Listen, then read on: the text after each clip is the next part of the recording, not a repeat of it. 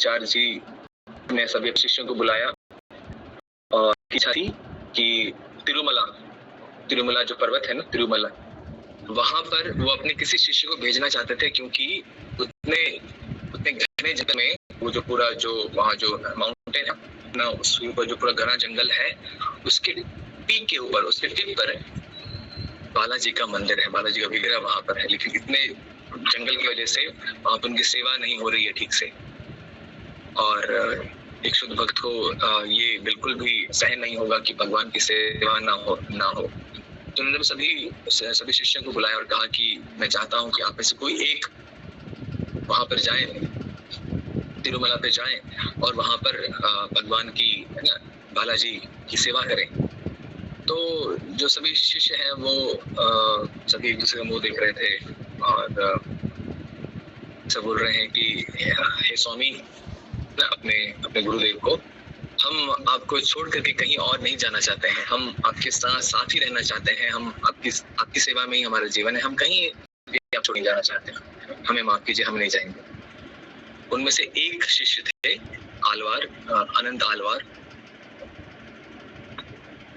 उनकी जो पत्नी थी, वो पत्नी उनकी प्रेग्नेंट, गर्भवती थी। उस अवस्था में भी वो जो अनंत आलवार है, वो अपने गुरु के वचन का पालन करते हुए बोलते हैं, अगर आपकी इच्छा है, अगर आप चाहते हैं कि आपका कोई शिष्य वहां जाए और भगवान की सेवा करे, तो मुझे बहुत खुशी होगी अपने गुरु के आदेश का पालन करने में। मैं जरूर जाऊंगा, मुझे आशीर्वाद दीजिए। इवन दो आपकी पत्नी गर्भवती है, एक सेंसिटिव सिचुएशन है, फिर भी वो जाते हैं जंगल में और अपनी पत्नी को साथ में लेते हुए पहाड़ की चढ़ाई करते हुए वहां पहुंचते हैं। वहां पे साफ सफाई करना शुरू करते हैं, वहां पे भगवान के लिए एक फूल का बगीचा बनाते हैं, और उस फूल के बगीचे में गर्मी के टाइम में भी उस बगीचे के फूलों को सींचने के लिए पानी रहे, इसलिए वो एक तालाब खोद रहे होते हैं। तो इतने में क्या होता है, तो जब वो तालाब खोद रहे होते हैं तो तालाब के लिए ना मिट्टी निकाल रहे होते हैं, तो एक तरफ मिट्टी खोद रहे होते हैं और उनकी जो वाइफ है, उनकी धर्मपत्नी है, वो एक बड़े से सूप में या बड़े से ना बड़े पतीले पे मिट्टी उसको भर के देते थे और वो उसको फेंक के आते थे। जस्ट इमेजिन कीजिए, गर्भ से हैं वो माता श्री, इस अवस्था में भी वो उतना भारी मिट्टी का जो ये है उसको उठा रही हैं, उसको दूसरी को फेंक करके आ रही हैं। वो बेचारे खोद रहे हैं, मिट्टी को गिर कर रहे हैं, भर रहे हैं, और उनकी जो धर्मपत्नी है वो उनको फेंक के आ रही है। यह होता देख एक छोटा सा बच्चा, सांवले रंग का एक छोटा सा बच्चा वहां पे आता है और कहता है, वो जो आलवार है, और बोलता है, अरे इतनी धूप है और तुम इतनी धूप में तुम ये मिट्टी निकाल रहे हो, लो मुझे दे दो, मैं कर देता हूँ। बोलते हैं, नहीं, ये मेरे गुरुदेव ने मुझे सेवा दी है, ये मैं करूंगा, ये सेवा मैं किसी और को नहीं दूंगा। अरे दे दो ना, तुम थोड़ा सा आराम कर लो, मैं कर देता हूँ। नहीं, मैं नहीं दूंगा, तुम जाओ। तो वो हाथ से चले जाते हैं। हम जाते तो कहाँ है, छोटा बच्चा हठी है, मानेगा तो नहीं। वो उनकी पत्नी के पास जाता है, बोलता है, देखो तुम तो वैसे भी गर्व से हो, तुम्हारे लिए बहुत मुश्किल होगा ना इतना भारी मिट्टी का बर्तन उठा करके उसको कहीं फेंकने के आने का। ऐसा करो, तुम मुझे दे दिया करो, मैं इसको फेंक के आ जाया करूंगा। उसकी धर्मपत्नी बोली, नहीं, अगर ये मेरे पति का आदेश है, मैं उनकी सेवा में हूँ, मैं ये सेवा किसी और को नहीं दूंगा, मैं ये सेवा किसी और को नहीं दूंगी। अब क्या हुआ, अब ये हुआ। फिर उन्होंने बोला, ठीक है, तो ऐसा करते हैं, तुम अपने पति से तुम ये मिट्टी का जो पतीला है वो तुम ले लेना, और तुम दूर आना, जब तुम उसकी आंखों से ओझल हो जाओ, जब वो तुमको ना देख पाए, तब तुम मुझे दे देना, अब मैं इसको फेंक करके आ जाया करूंगा। पत्नी को लगा, ठीक है, ओके। तो धीरे धीरे ऐसा शुरू हुआ, पति उसको देता था, वो थोड़ी दूर जाती थी, जब पति उनको नहीं देख पाता था, उनकी आंखों से ओझल हो गई है, तब उनकी जो पत्नी थी वो उस बच्चे को वो पूरा बर्तन दे देती थी, वो फेंक के आ जाता था। अब ऐसा धीरे धीरे चलने लगा। अब लड़का वो जो था, वो जो छोटा बालक था, वो इतना फास्ट था, जितने जितने समय में वो पूरा मिट्टी को डिग भी नहीं कर पाता था, इतने में तो वो खाली खाली जो वो बर्तन था उसकी वाइफ लेके आ जाती थी। तो उसके हस्बैंड को शक हुआ, अरे ये क्या चल रहा है, ये तो ऑलरेडी गर्भवती है, ऑलरेडी ये धीरे धीरे चल रही होगी, ये उसको ये इतनी तेज कैसे चल पा रही है कि जितने समय मैं मिट्टी को खोद भी नहीं पा रहा हूँ, उतने समय में तो ये इसको खाली करके लेके आ रही है। कुछ तो गड़बड़ है, कुछ तो गड़बड़ है। तो जैसे ही ये पता चला, तो जैसे उसको लगा कि कुछ तो गड़बड़ है, वो देखने के लिए गया। जब वो देखने के लिए जाता है तो देखता है कि वही लड़का जो पहले उसको अपनी सेवा देने के लिए बोल रहा था, उसने उसकी पत्नी से वो सेवा ले ली है, और वो मिट्टी दूसरी जगह पे फेंक के आ रहा है।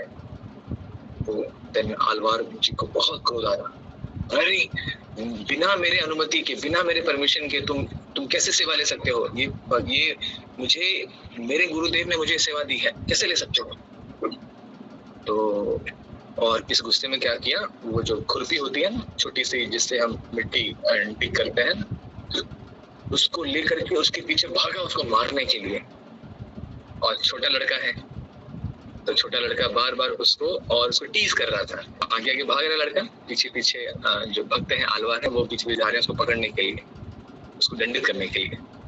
आगे आगे लड़का भाग रहा है, पीछे पीछे आलवार, आगे एक लड़का भाग रहा है, पीछे पीछे आलवार। और लड़का क्या कर रहा है, वो छोटा लड़का जो है, नटखट लड़का, वो बार बार पीछे पलट के देख रहा है और हंस रहा है उन पे व्यंग्यात्मक तरीके से उनपे हंस रहा है, बार पीछे देख रहा है, उनपे हंस रहा है, ठीक है।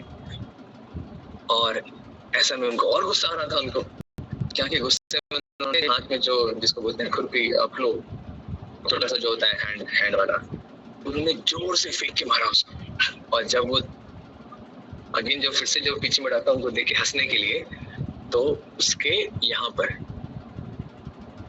वो खुरपी लग जाती है और खून निकलने लगता है। और इतना भागते भागते मंदिर में, जहाँ भगवान है ना, वेंकटेश्वर का जहाँ पे विग्रह था, जो गर्भगुड़ी है, वहां पर वो घूमते घूमते भगवान की गर्भगुड़ी के अंदर घुस जाता है।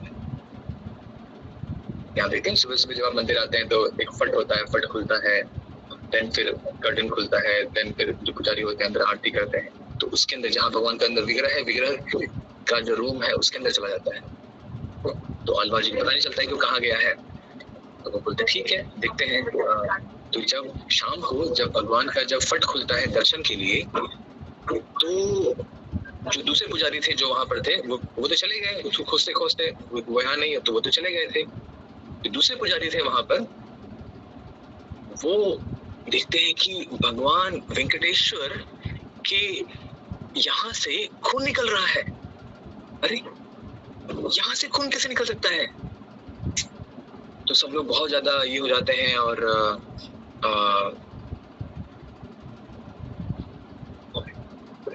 तो भगवान, फिर सब लोग भगवान को यहाँ पे चंदन लगाते हैं, यहाँ पे लेपन देते हैं, यहाँ पे हल्दी लगाते हैं, और उनका खून रुकता है भगवान का। और इतने में वो जो आलवार है भगवान के भक्त, वो तो उस लड़की को खोजते खोजते कहीं और चले गए थे, खोजते रहते, ये फिर मिले नहीं थे, तो वो फिर अपने दूसरे नित्य सेवा में लग गए। तो वो भगवान के लिए माला बना रहे थे फूलों की। अगले दिन उनको, है ना, फूलों की माला अर्पण करने के लिए, उनके लिए माला बनाने के लिए चले गए। जब ये दृश्य हुआ तो भगवान को, जब बाकी जो सभी वहाँ पुजारी थे, उन्होंने भगवान को वहां पर ठंडक देने के लिए, रोकने के लिए वहां पर चंदन का लेपन किया, जिससे कि वो ठंडक उनको मिला और वो रुक गया। देन भगवान बोलते हैं जाके उसको बुलाओ, आलवार को लेके आओ, उसको बुलाओ, उसको बोलो मैं उनसे मिलना चाहता हूँ। कौन बोल रहे हैं? वेंकटेश्वर बोल रहे हैं। किससे बोल रहे हैं? आलवार से बोल रहे हैं। अब क्या हुआ, सारे भक्तगण जाते हैं उनसे मिलने के लिए, बोलते हैं कि आपको भगवान ने बुलाया है मंदिर में। बोलते हैं, देखिएगा भाव, देखिएगा अभी ध्यान दीजिएगा भगवान का भाव, भगवान भक्त का भाव देखिए। तो आलवार बोलते हैं, जाकर के भगवान से बोलो कि मैं अभी माला बना रहा हूँ, मैं भी नहीं आऊंगा, माला बनाने का जब सेवा पूरा हो जाएगा उसके बाद आऊंगा। अरे जो पंडित जी थे वो वापस जाते हैं, बोलते हैं भगवान, आलवार जी ऐसे कह रहे हैं कि वो अभी माला बना रहे हैं फूलों की आपके लिए, जब वो सेवा पूरी हो जाएगी तब आएंगे। भगवान बोलते हैं अरे वो माला किसके लिए बना रहा है? मेरे लिए बना रहा है ना, मुझे नहीं चाहिए। पहले उसको बुला के लेके आओ, मुझको माला नहीं चाहिए। उसको बोलो माला ना बनाए, ये मेरा आदेश है। उसको बोलो माला नहीं बनाना है। पहले वो मेरे से मिलने के लिए आए। सभी जो पंडित जी थे, सभी जो पुजारी थे, कैसे जाते हैं, बोलते हैं भगवान ने कहा है कि माला जो बना रहे हैं वो आप छोड़ दीजिए, माला बनाने की सेवा आप छोड़ दीजिए और पहले आप उनसे मिलने के लिए आइए। तो वो बोलते हैं देखिए, मैं ये जो माला बनाने की सेवा कर रहा हूँ ना, ये उनका आदेश पे नहीं कर रहा हूँ, ये अपने गुरु के आदेश पे कर रहा हूँ। मैं अपने गुरु का वचन पालन कर रहा हूँ।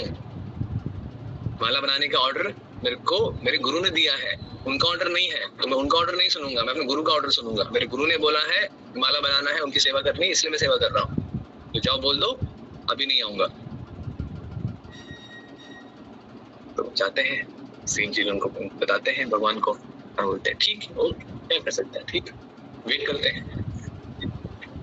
बाद में जब आते हैं भगवान दर्शन करने के लिए, तो दर्शन करके वो आश्चर्यचकित हो जाते हैं। तो देखते हैं कि भगवान, जब पूरा दृष्टांत सुनते हैं कि भगवान के यहाँ उनके ना खून निकल रहा है और ऐसा पूरा दृष्टांत था, तो चंदन लीपा लगाया था, तब उनको समझ में आता है कि वो जो छोटा बालक जो आया था मुझसे सेवा लेने के लिए और मैंने उसको जो सेवा देने से मना कर दिया था, और मेरे पश्चात जब वो मेरी पत्नी के पास में जाता है सेवा करने के लिए, और जब मैं क्रोधित हो जाता हूँ, क्रोधित होकर के जो मैंने उसको प्रहार किया था जिस वस्तु से, वो और कोई नहीं बल्कि भगवान वेंकटेश्वर ही एक छोटे से बालक के रूप में आए थे। और इसी वजह से उस दिन से भगवान वेंकटेश्वर का नाम हो गया था बालाजी।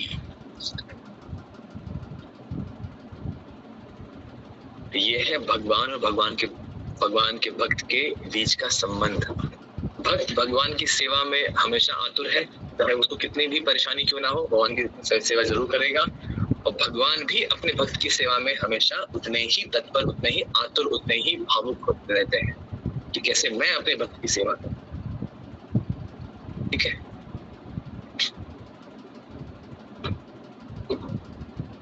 यह कितना सुंदर भाव है। देखिए श्रील प्रभुपाद जी बोल रहे हैं, यह कितना सुंदर भाव है। इस भौतिक जगत का अर्थ है कि मैं आपकी जेब काटना चाहता हूँ और आप मेरी जेब काटना चाहते हैं, बस यही। यह है भौतिक जगत। हमें इस जगत को समझने का प्रयत्न करना चाहिए। भौतिक जगत में सभी लोग अपने मित्र, अपने पिता, अपनी माता, सभी लोग का शोषण करना चाहते हैं, परंतु आध्यात्मिक वैकुंठ जगत में सभी लोग सेवा करना चाहते हैं। सभी लोग की सेवा के केंद्र श्री कृष्ण है, और सभी भक्त, चाहे वो कृष्ण के सखा हो, दास हो, माता पिता हो या प्रेमिका हो, सभी लोग उनकी सेवा करना चाहते हैं। और साथ ही साथ श्री कृष्ण भी उन सब की सेवा करना चाहते हैं। यह एक दिव्य संबंध है, मुख्य प्रयोजन है सेवा। यद्यपि वहाँ सेवा की कोई आवश्यकता है ही नहीं, क्योंकि सभी लोग पूर्ण है।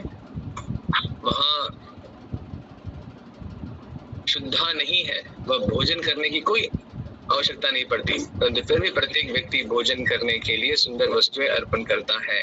यह अप्राकृत जगत है।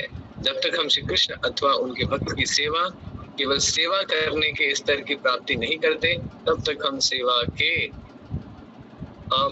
अप्राकृत आनंद का रसवादन नहीं कर सकते। यदि हम में कुछ उद्देश्य भी है, तो भी हम भाव कदापि जागृत न हो सकेगा।